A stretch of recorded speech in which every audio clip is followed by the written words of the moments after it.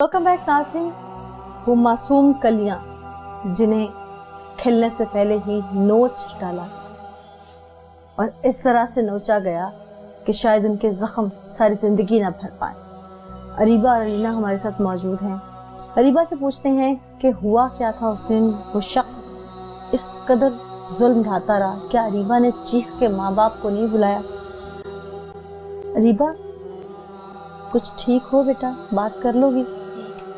Mic थोड़ा सा ऊपर कर लो। कितने साल की हो आप? 13 साल। 13 साल की। उस दिन जब वो साईं आबिद, वो ढोंगी पीर आपको कमरे में लेके गया या उससे पहले अलीना को लेके जाता रहा, तो अलीना ने आपको कुछ नहीं बताया या आपको कुछ पता नहीं चलता रहा पहले? नहीं। फिर उस दिन क्या हुआ था? उस दिन वो मुझे अंदर लेके गया। उसने पहले जाने साथ मेरा दुपट्टा उतार के मेरा मुंह बांधा है। उसने बोला कि अंदर मेरे मोक्कल आएंगे तो आप देख के डर जाओगे। फिर उसने मेरे हाथ पैर भी बांध दिए। मैंने इसको रोकने की कोशिश की है लेकिन मेरे हाथ पैर भी बंधे हुए थे। हाथ पैर किस चीज से बांधे थे? हाथ पैर दुपट्टे से बांधे थे। आपने उसे रोकने की कोशिश नहीं की थी। फिर मैं उठ के उधर से चलने भी लगी थी लेकिन उसने मेरी टांग पकड़ ली है। टांग पकड़ ली थी? आपका मुंह बांधा था उसने, क्या आंखों पर भी कुछ बांधा था? नहीं।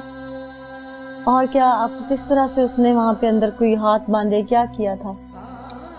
अंदर पहले मेरा मुंह बांधा है, फिर उसने मेरे हाथ बांधे हैं, फिर पैर भी बांध दिए थे।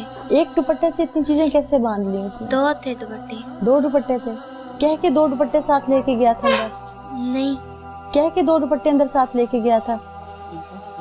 हाँ? एक मैंने ऊपर लिया हुआ था, एक उधर था अंदर। एक अंदर पड़ा हुआ था। कितनी देर रहा अंदर वो आपके साथ? 1 घंटा तकरीबन। 1 घंटा? फिर 1 घंटे के बाद उसने आपके हाथ खोले? जी। फिर आपने भागने की कोशिश की वहाँ से, मामा को बताने की, पापा को बताने की? मैंने उस वक्त, मुझे होश ही नहीं था। कोई चीज खिलाई थी उसने अंदर आपको जिससे नींद आई हो? कुछ भी नहीं। कोई इंजेक्शन दिया हो आपको? नहीं। कुछ भी नहीं? क्या हाल है लीना आपका?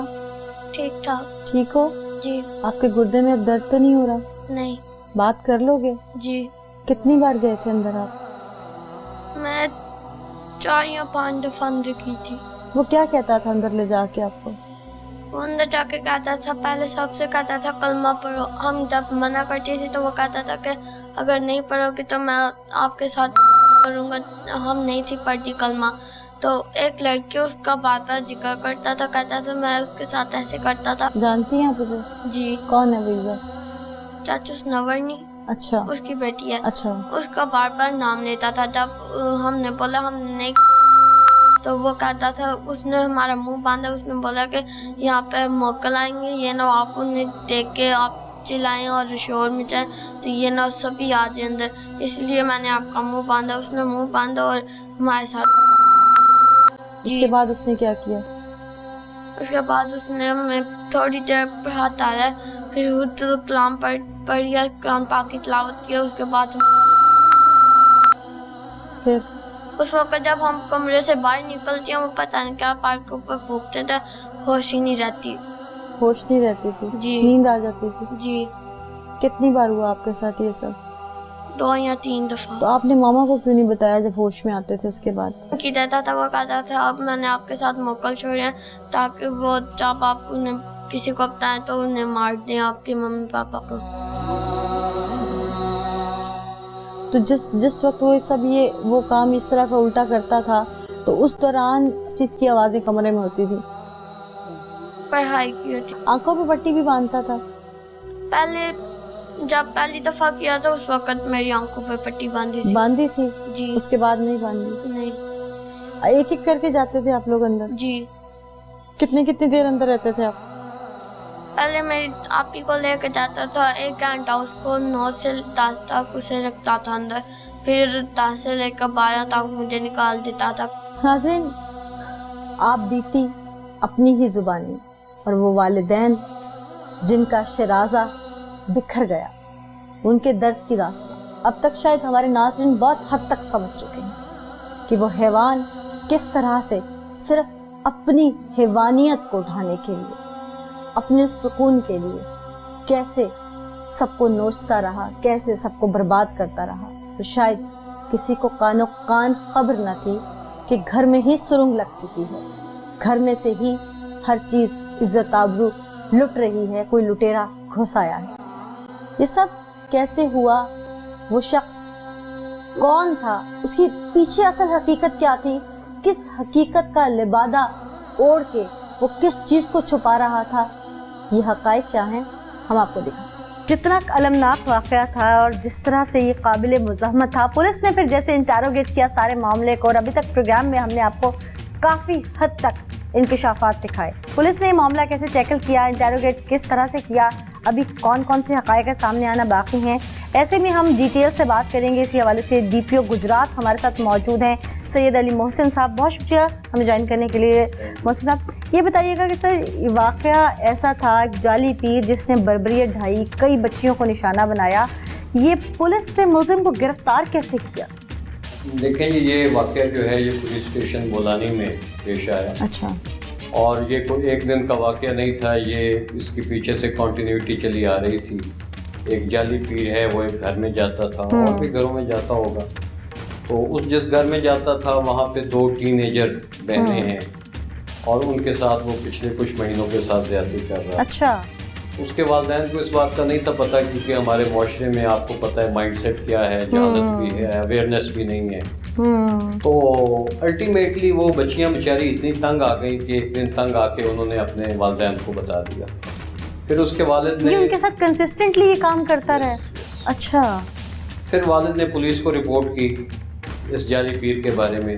अच्छा। पुलिस को मैंने फिर टास्क दिया कि इस बंदे को जो है ना आपने 72 घंटे के अंदर अंदर अरेस्ट करना है। पुलिस ने फिर अपनी मुखबरी के निज़ाम के ज़रिए मुख्तलिफ जगहों पे रेड्स किए। ये शख्स हमें अपनी जो इसका ठिकाना था वहाँ भी नहीं था मिलता, कोई आस्ताना वगैरह बना रखा जी। था। अच्छा। अल्टीमेटली इसको एक जगह से गिरफ्तार कर लिया गया और 72 घंटे का नोटिस था, but he was arrested with in 36 hours. That's very good.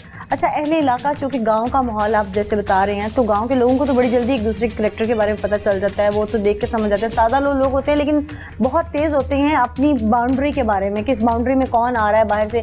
ये क्या उसी गांव के रहने वाला था? गांव के लोग क्या कहते हैं इसके बारे में? नहीं, उस गांव का तो नहीं था, ये कहीं और का रहने वाला था, लेकिन उस गांव में इसका अक्सर आने जाना था और भी मुरीदैन हैं। अच्छा। मैं फिर बात करूंगा सोशल माइंडसेट की। हम पता कर रहे हैं कि कहीं और भी इस तरह के इंसिडेंट्स तो नहीं करता रहा। अभी तक कोई और इंसिडेंट रिपोर्ट तो नहीं हुआ, जो रिपोर्ट हुआ है उस पर हमने कानूनी कार्रवाई की और इसके खिलाफ मुकदमा। तो इंटेरोगेशन के दरमियान या इंटेरोगेशन के दौरान कोई ऐसी चीज़ बरामद हुई है जिससे यकीन हुआ कि पीर ही है, या वैसे ये लोग? ये बिल्कुल कोई पीर नहीं है जी, ये जाली पीर है। तावीज़ वगैरह बरामद हुई? तावीज़ वगैरह इससे बरामद हुए हैं, मंत्र की चीज़ें वगैरह बरामद ढोंगी था।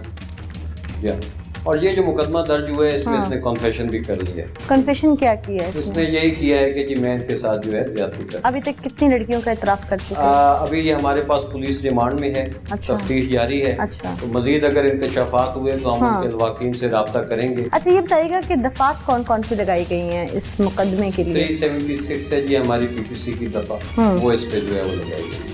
ठीक। और अभी इंटेरोगेशन का जो दायरा कार है उसको वसी किया जा रहा है और चीज़ों की ज़रूरत पड़ रही है आपको? वसाइल वसी किया जा रहा है, ज़ाहिर है इनके केमिकल टेस्ट जो हैं और DNA टेस्ट वगैरह वो भी कंसर्न फॉरेंसिक लैब को भिजवाए गए हैं। वो जब आ जाएंगे तो अप्रॉक्सीमेट कितने दिन में आ जाते हैं वो? It will take some time, लेकिन हम उसको एक्सपेडाइट करेंगे। तो जब टेस्ट आ जाएंगे तो हमारी एविडेंस जो है वो मजीद स्ट्रॉन्ग हो जाएगी, क्योंकि मकसद यही है कि इसको अदालत से सजा दिलवाई जाए। ठीक, हमारी दुआएं भी इसी चीज़ में आपके साथ है कि आप लोग कामयाब हों, और यकीनन कहीं ना कहीं ये बहुत अच्छी एफर्ट्स भी हैं पुलिस डिपार्टमेंट की कि उन्होंने फ़र्द तौर पर ऐसे नासूर जो हमारे माशरे में पल रहे हैं उनको कैफिर किरदार तक पहुँचाने के लिए फ़ौरी तौर पर जो है वो कार्रवाई अमल में लाई है। बहुत शुक्रिया आपका सैयद अली मोहसिन साहब, आपने ख़ुद, क्योंकि आप सरबराही कर रहे हैं इस वक्त गुजरात की तमाम पुलिस की, तो आपने ख़ुद इस सारे मामले को टैकल किया और ख़ुद से देखा।